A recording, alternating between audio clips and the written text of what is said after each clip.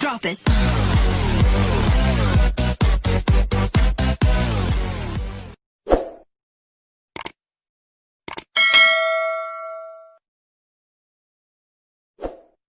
Assalamualaikum warahmatullahi wabarakatuh. Alhamdulillah wassallallahu wasallam wa baraka ala Rasulillah Muhammad ibni Abdillah wa ala alihi wa ashabihi wa man walah. Anak-anak Ustadz, berjumpa kembali di pembelajaran Ustadz di mata pelajaran PPKN. Hari ini kita akan melanjutkan pembelajaran di bab 3 mengenai tata urutan perundang-undangan. Nah, sebelum kita ke materi, perlu Ustadz sampaikan bahwa hasil dari ulangan bab 2 kemarin ternyata masih banyak yang belum tuntas. Nah, Ustadz berharap 1 pekan ini antum silahkan literasinya diperkuat lagi mengenai materi tentang bab 2 tersebut.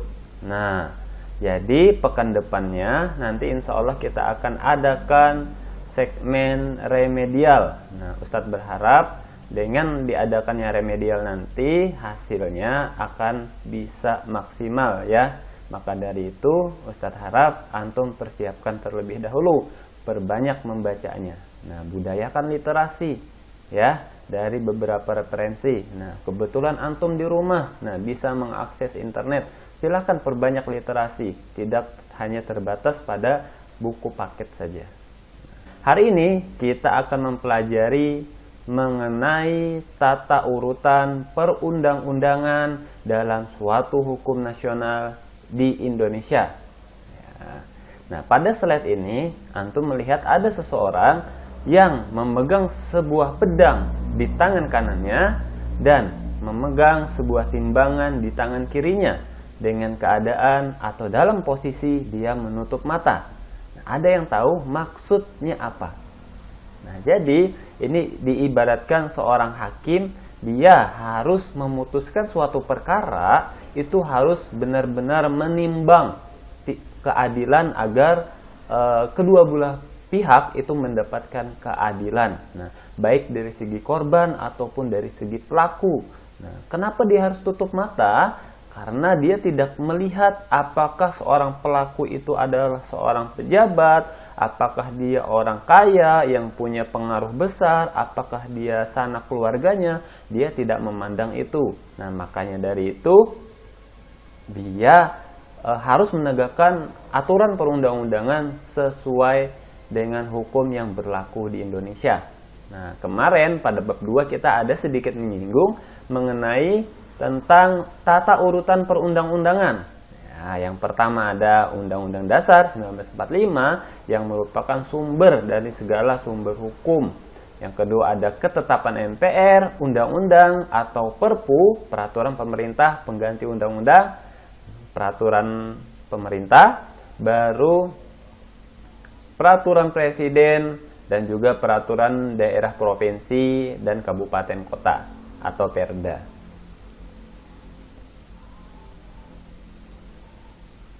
Nah, pada pembelajaran kali ini ada 3 sub materi yang akan kita pelajari. Nah, pertemuan ini akan kita bahas dulu 1 sub materi tentang makna tata peraturan perundang-undangan. Nanti di pertemuan pekan depan akan kita lanjutkan dengan materi proses pembentukan peraturan perundang-undangan itu seperti apa dan ketaatan terhadap peraturan perundang-undangan itu seperti apa. Oke, lanjut. Nah, makna tata urutan peraturan perundang-undangan.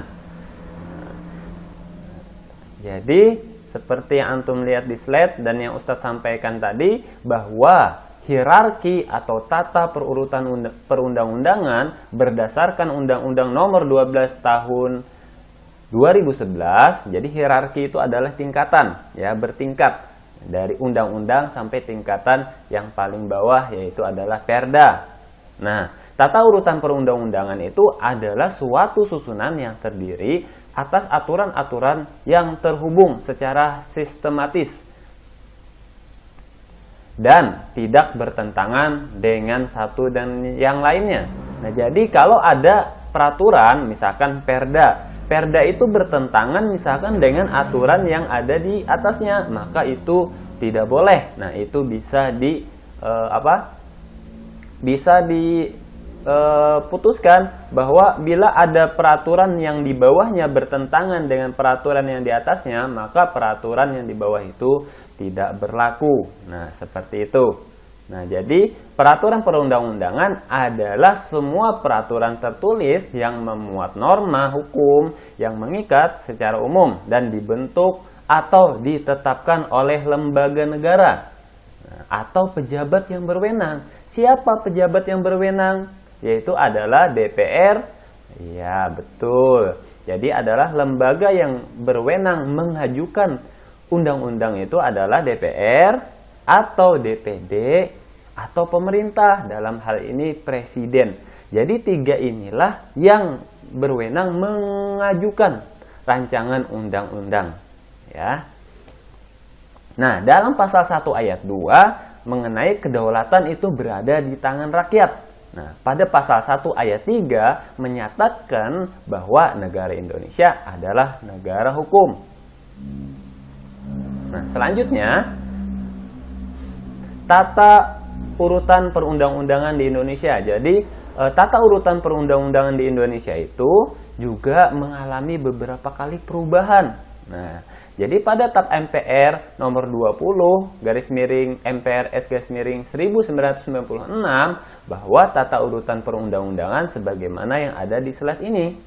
Nah, jadi ternyata terjadi perubahan lagi dengan dikeluarkannya TAP MPR nomor 3/MPR tahun 2000, maka berubahlah tata urutannya seperti yang ada di slide ini. Nah, lagi-lagi berubah lagi di tahun 2004 dengan adanya Undang-Undang nomor 10 tahun 2004. Nah, dengan 5 urutan seperti ini. Dan yang terakhir yang kita pakai tata urutan perundang-undangan di Indonesia yaitu berdasarkan Undang-Undang nomor 12 tahun 2011. Ya. Nah, mengapa ini berubah-ubah? Lantas apa atau undang-undang yang mana yang berlaku? Nah, jadi kalau ada undang-undang yang baru keluar, maka undang-undang lama secara otomatis dia tidak berlaku kembali. Ya, tidak berlaku lagi maksudnya. Maka undang-undang yang baru akan berlaku, ya. Sama seperti misalkan ada kalau kalian yang suka main game misalkan. Nah, ketika game baru itu keluar versi barunya, update-nya, maka yang lama itu tidak akan berlaku lagi atau tidak luarsa lagi. Nah, harus update. Nah, seperti itulah juga undang-undang, ya. Nah.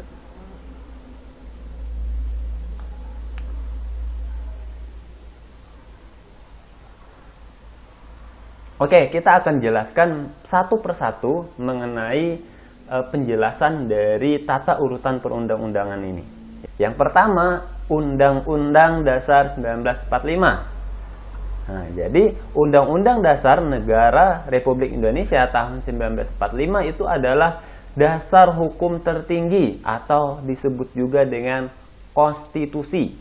Nah, konstitusi yaitu adalah ada konstitusi tertulis dan ada konstitusi yang tidak tertulis. Nah, kalau Undang-Undang Dasar 1945 itu masuk dalam kategori undang-undang yang tertulis atau konstitusi yang tertulis yang merupakan peraturan tertinggi tadi dalam tata urutan perundang-undangan.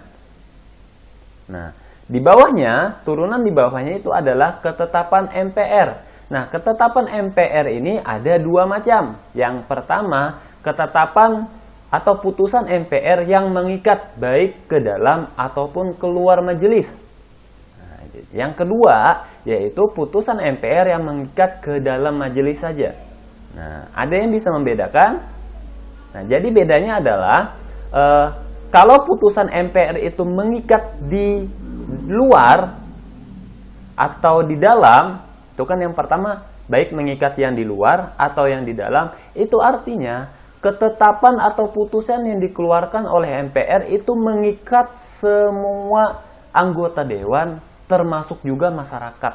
Ya, jadi sampai keluar dari forum paripurna itu. Nah, sementara kalau putusan MPR itu hanya bersifat di dalam saja, maka hanya anggota DPR yang ada di dalam majelis itu yang terikat dari ketetapan atau putusan itu.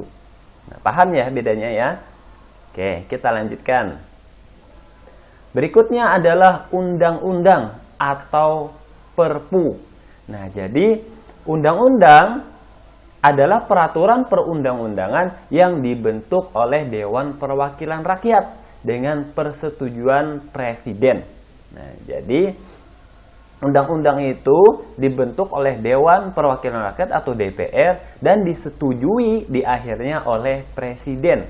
Nah, bagaimana kalau ternyata undang-undang itu tidak disetujui oleh Presiden? Apakah tetap bisa diundang-undangkan? Jawabannya bisa. Kok bisa? Nah, jadi seperti halnya tentang Omnibus Law itu, undang-undang mengenai yang ada 11 klaster itu. Nah, bagaimana itu kan kemarin tanggal 5 itu sudah diputuskan atau diketok palu bahwasanya undang-undang Omnibus Law itu ditetapkan sebagai undang-undang. Nah, dalam hal itu Presiden nanti selambat-lambatnya dalam waktu 30 hari dia harus menandatangani. Nah, kalau ternyata Presiden tidak menandatangani, apa yang terjadi? Dalam waktu 30 hari, apabila Presiden tidak menandatangani, maka undang-undang tersebut harus diundang-undangkan. Nah, jadi tidak menunggu apa-apa lagi. Setelah 30 hari Presiden tidak mau tanda tangan, maka secara otomatis berdasarkan undang-undang maka perundang-undangan Omnibus Law itu bisa diundangkan. Nah, jadi lantas kalau undang-undang Omnibus Law itu diundangkan, apa yang bisa kita lakukan sebagai masyarakat? Nah, jadi ada dua pilihan ya, misalkan karena di dalam undang-undang tersebut memuat beberapa pasal yang dia lebih menguntungkan kepada pemilik modal atau kepada pengusaha. Nah, sementara kepada buruh atau pekerja dia tidak berpihak kepada situ. Nah, di dalam beberapa pasal yang kontroversi itu mengenai seperti misalkan pengurangan dari pembayaran biaya pensiun. Nah, terus juga dalam hal jam kerjanya. Nah, dan masih banyak lagi yang lain. Nah, jadi kalau ternyata undang-undang itu sudah ditetapkan, terus nanti akan disahkan oleh Presiden dan masuk sebagai lembar negara, maka ada dua yang bisa dilakukan. Yang pertama, Presiden mengeluarkan Perpu. Nah, kenapa Perpu ini dikeluarkan? Karena Perpu ini setingkat dengan undang-undang. Nah, ketika Perpu ini dikeluarkan oleh Presiden, maka lagi-lagi harus balik kepada DPR. DPR harus menyetujui mengenai Perpu tersebut. Apabila Perpu tersebut tidak disetujui, maka Perpu akan ditolak dan undang-undang Omnibus Law itu tetap akan berlaku. Nah, kalau semisal Perpu itu disetujui oleh anggota DPR, nah maka Perpu itu kembali yang dibahas dan undang-undang itu secara otomatis tidak berlaku dengan keluarnya Perpu itu tadi. Nah, lagi-lagi ini adalah kekuatan dari masing-masing fraksi yang ada di parlemen. Nah, kuat-kuatan berapa mereka punya kursi di sana. Karena lagi-lagi apabila tidak terjadi musyawarah mufakat, maka dia akan dilakukan voting dalam mengambil keputusan. Nah, seperti yang antum tonton mungkin dari beberapa video pendek mengenai sidang pembahasan Omnibus Law itu, ya, yang ketika ada interupsi dia tidak diberikan kesempatan, bahkan di situ diambil keputusan secara sepihak oleh pimpinan sidang, ya kan? Padahal di situ ada yang pendapatnya berbeda, yang tidak menyetujui itu diputuskan, sehingga akhirnya dari fraksi Demokrat melakukan walkout, nah keluar dari sidang tersebut dan menyatakan bahwa dia tidak bertanggung jawab atas apa yang sedang diputuskan. Nah, yang kedua, apa yang bisa kita lakukan sebagai masyarakat, yaitu melakukan judicial review, ya. Jadi judicial review itu dilakukan untuk menguji materi yang ada di undang-undang tersebut. Apakah dia bertentangan dengan Undang-Undang Dasar 1945? Karena di Undang-Undang Dasar 1945 diamanatkan bahwa keadilan sosial bagi seluruh rakyat Indonesia. Nah, apakah keadilan sosial di seluruh rakyat Indonesia itu terwakili dalam Undang-Undang Omnibus Law itu? Nah, apabila tidak terwakili, terutama dalam hal ini pekerja atau buruh, apabila dia merasa diperas tenaganya oleh pengusaha dengan undang-undang itu, maka dengan secara otomatis itu bisa di judicial review dan diputuskan bahwa beberapa pasal mungkin akan ada dihilangkan dan lain sebagainya. Nah, jadi itu nanti kemana judicial review itu? Ya, jadi judicial review itu dilakukan di Mahkamah Konstitusi. Oke, paham kira-kira? Nah, jadi kalau Perpu itu adalah peraturan perundang-undangan yang ditetapkan oleh Presiden dalam hal ihwan keadaan yang memaksa, atau Perpu itu diajukan ke DPR dalam sidang berikutnya. Jadi DPR nanti dapat menerima atau menolak Perpu tersebut tanpa melakukan perubahan. Nah, bila disetujui oleh DPR itu tadi, maka Perpu itu dapat diundang-undangkan. Nah, kalau ternyata Perpu yang dibuat oleh Presiden itu tidak disetujui oleh DPR, maka Perpu itu harus dicabut dan dinyatakan tidak berlaku. Nah, begitu ya. Nah, selanjutnya kita ke peraturan pemerintah. Nah, peraturan pemerintah atau PP adalah peraturan perundang-undangan yang ditetapkan oleh Presiden untuk menjalankan undang-undang sebagaimana mestinya. Nah, contoh misalkan dalam menjalankan roda pemerintahannya Presiden, maka Presiden mengangkat menteri-menterinya. Nah, apakah itu masuk dalam peraturan pemerintah atau itu masuk dalam Kepres? Ya, itu masuk dari peraturan Presiden, bukan peraturan pemerintah. Jadi peraturan pemerintah ini apa contohnya? Contohnya, peraturan pemerintah ini dalam Undang-Undang Omnibus Law itu, maka untuk menjalankan peraturan itu, maka dibuatlah yang namanya peraturan pemerintah. Nah, turunan dari undang-undang tersebut, maka dikeluarkanlah PP untuk menjalankannya. Nah, seperti itu ya. Nah, yang berikutnya, peraturan Presiden atau Perpres. Nah, peraturan Presiden atau Perpres itu adalah peraturan perundang-undangan yang ditetapkan oleh Presiden untuk menjalankan perintah peraturan perundang-undangan yang lebih tinggi dalam menyelenggarakan kekuasaan pemerintah. Ya, contohnya misalkan Presiden mengangkat para menteri, nah itu masuk dalam peraturan Presiden. Ya. Nah, selanjutnya mengenai Perda. Nah, apa itu Perda? Perda adalah peraturan daerah. Nah, kalau di tingkat provinsi namanya Perda provinsi. Kalau di tingkat daerah, kabupaten atau kota, maka dia Perda kabupaten atau kota. Nah, Perda adalah peraturan perundang-undangan yang dibentuk oleh Dewan Perwakilan Rakyat Daerah. Nah, baik itu daerah provinsi atau daerah kabupaten dan kota. Dengan persetujuan apa? Dengan persetujuan gubernur kalau di tingkat provinsi. Nah, kalau di tingkat kota atau kabupaten, maka dia disetujui oleh bupati atau wali kota.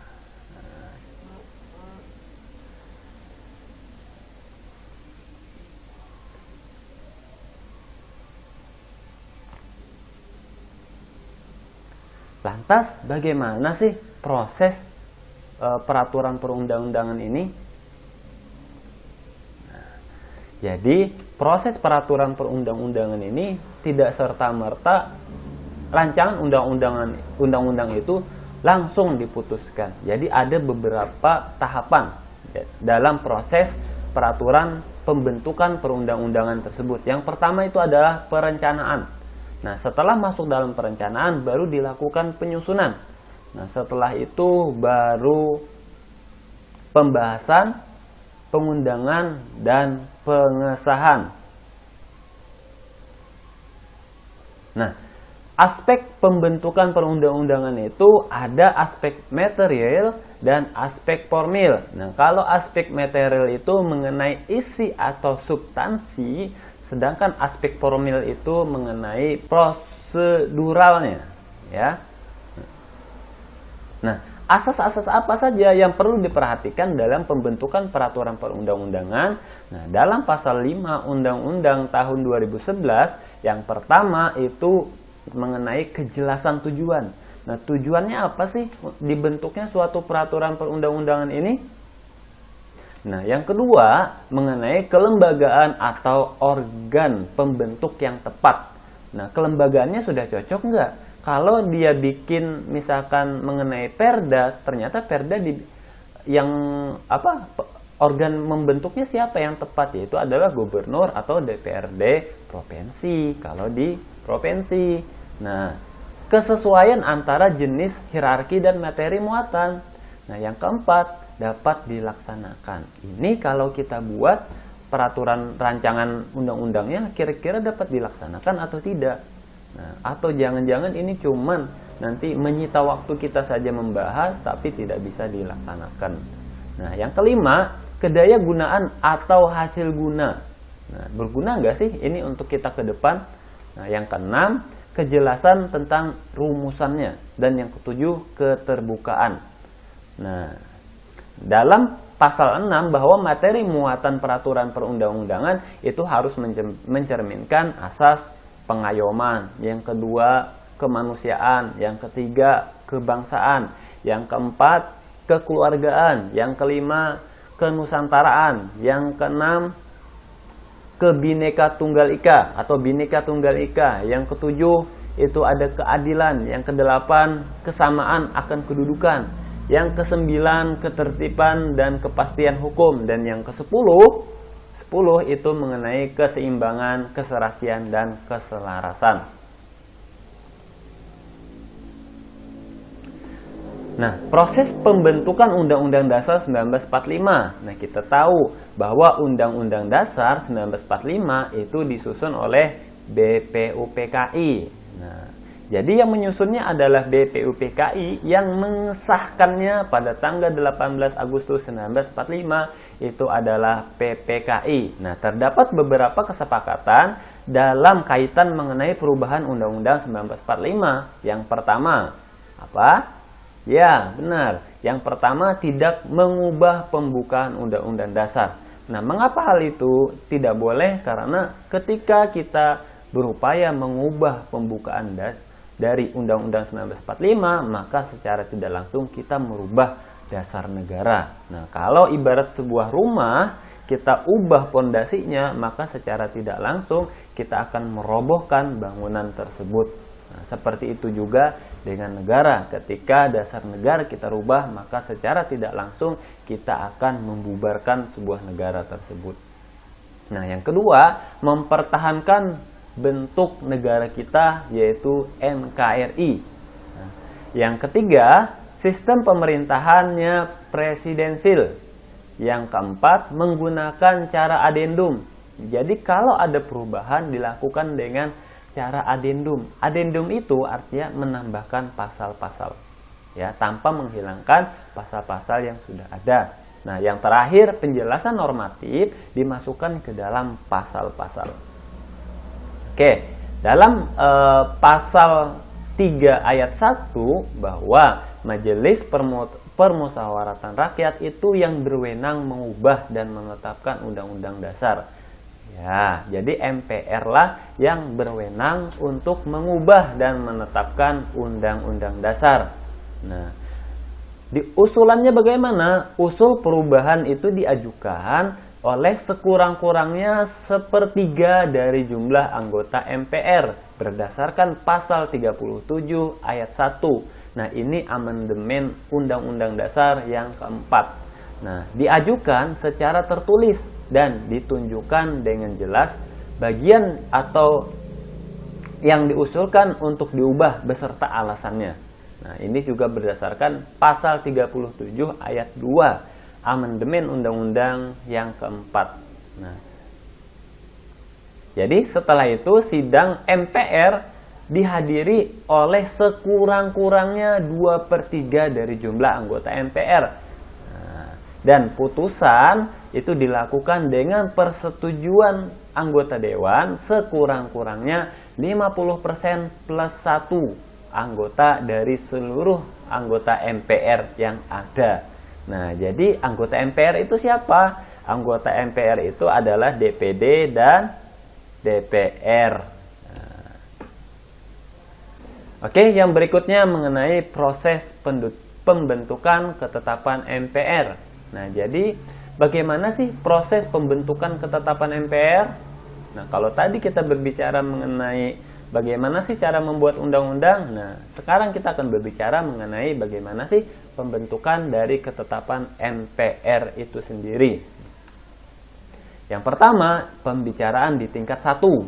Ya, dilakukan dengan menyusun rancangan ketetapan atau rantap dan rancangan keputusan atau rantus yang disusun di dalam badan pekerja MPR. Nah, tahap pembicaraan yang kedua dilakukan sidang pembahasan diawali oleh pimpinan MPR menjelaskan rantap tersebut dan rantus tersebut. Nah, setelah itu masing-masing fraksi di MPR dapat memberikan pandangan umumnya atau tanggapannya mengenai apa yang dibacakan oleh pimpinan MPR.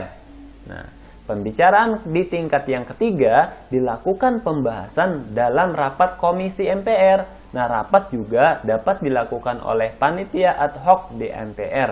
Nah, pembahasan ini akan dilakukan untuk membahas hasil pembicaraan di tingkat 1 dan tingkat 2. Hasil pembicaraan pada tingkat 3 ini berupa rancangan ketetapan atau rantap dan rancangan keputusan atau rantus majelis yang telah diperbaharui.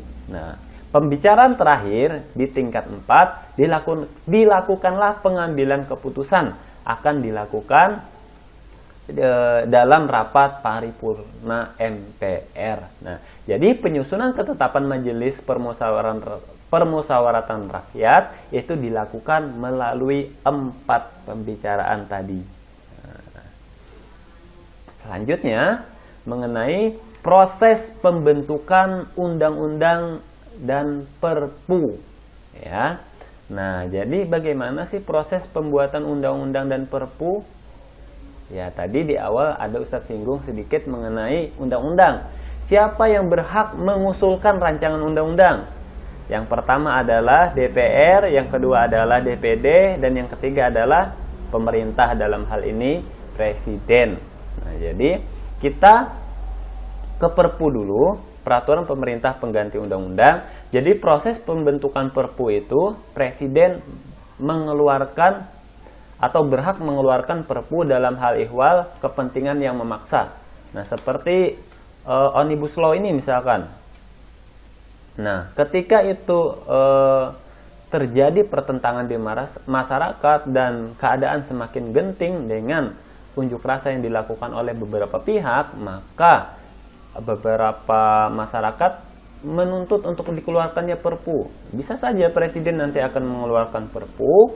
Nah, maka perpu itu dibuat dalam hal ihwal tentunya dalam kegentingan yang memaksa itu tadi. Nah, perpu ini harus mendapatkan persetujuan DPR dalam masa persidangan berikutnya. Apabila perpu tidak mendapatkan persetujuan DPR, maka perpu itu tadi harus dicabut. Nah, apabila perpu mendapatkan persetujuan DPR, maka perpu itu akan menjadi undang-undang. Oke.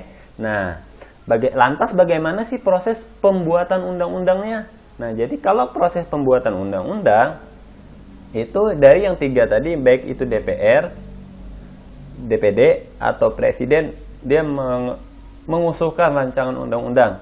Kita bahas dulu kalau DPR yang mengusulkan undang-undang. Nah, jadi DPR itu pemegang kekuasaan membentuk undang-undang berdasarkan pasal 20 ayat 1, ya. Nah, jadi anggotanya berhak mengajukan usul RUU. Nah, mengenai pasal 21 itu tadi. Nah, rancangan undang-undang tersebut dibahas oleh DPR dan Presiden untuk mendapatkan persetujuan bersama. Ya. Nah, setelah itu apabila mendapatkan persetujuan bersama, maka dalam hal RUU tersebut tidak disahkan dalam waktu 30 hari, maka RUU tersebut sah menjadi undang-undang dan wajib diundang-undangkan. Itu berdasarkan pasal 20 ayat 5. Nah, apabila tidak mendapatkan persetujuan bersama, maka tidak boleh diajukan lagi dalam persidangan masa itu. Ya. Oke. Nah, Ustadz ingin meralat sedikit mengenai yang boleh mengajukan rancangan undang-undang tadi. Yang pertama adalah Presiden, yang kedua adalah DPR, yang ketiga adalah DPD. Nah, DPD ini boleh mengajukan rancangan undang-undang kalau undang-undang tersebut mengenai peraturan yang menyangkut DPD. Nah, seperti dalam hal otonomi daerah, maka di sanalah peran DPD untuk mengusulkan rancangan undang-undang. Nah, bagaimana kalau presiden yang mengajukan rancangan undang-undangnya? Nah, jadi kalau presiden yang mengusulkan rancangan undang-undang itu berdasarkan pasal 5 ayat 1, maka tetap RUU tersebut akan dibahas di DPR. Nah, dan setelah dibahas di DPR, lalu nanti kalau mendapatkan persetujuan bersama, maka dalam hal itu rancangan undang-undang akan disahkan dalam waktu 30 hari. Kalau dalam waktu 30 hari tidak ditandatangani oleh presiden, maka dia tetap atau wajib diundang-undangkan. Itu sudah amanat dari pasal 20 ayat 5, ya. Lantas bagaimana sih proses pembentukan peraturan pemerintah? Oke. Jadi proses pembentukan peraturan pemerintah ini akan kita bahas lebih detail lagi nanti di pertemuan pekan depan.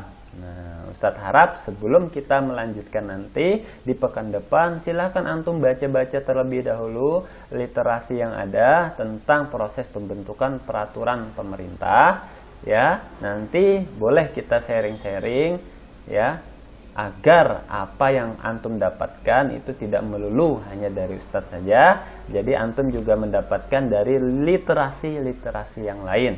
Mungkin ada apa yang Ustadz sampaikan itu keliru, antum bisa meralatnya. Oh, Ustadz, ternyata yang benar seperti ini. Nah, mungkin itu yang dapat Ustadz sampaikan. Jangan lupa setelah ini kembali ke GCR-nya, dicek penugasan di GCR-nya, lantas setelah itu dikerjakan dan jangan lupa diserahkan, ya, sebagai tanda antum sudah mengikuti pembelajaran hari ini. Demikian, salah hilaf, Ustaz mohon maaf. Wabillahi taufiq wal hidayah. Assalamualaikum warahmatullahi wabarakatuh.